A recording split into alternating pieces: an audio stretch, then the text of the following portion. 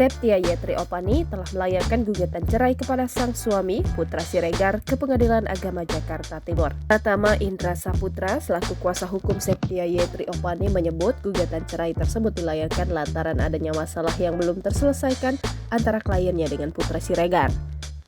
Pratama Indra Saputra enggan membeberkan alasan Septia melayangkan gugatan cerai terhadap bos PS Store itu. Namun, Pratama hanya menyebutkan jika permasalahan rumah tangga yang tak pernah selesailah yang menjadi pemicu gugatan cerai tersebut dilayangkan.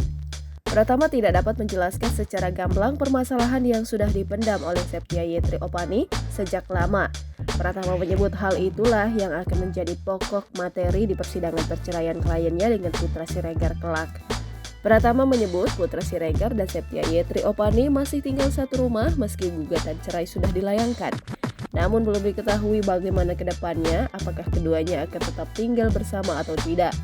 Sementara itu, Septia Yetri Opani mengaku dirinya sudah tak kuasa memendam permasalahan sejak lama terjadi.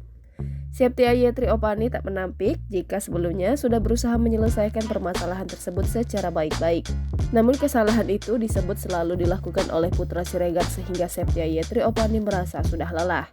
Saat disinggung soal hak asuh anak, Septia Yetri menyebut saat ini dirinya hanya fokus dengan gugatan cerai. Jangan lupa subscribe, share, komen, dan like ya!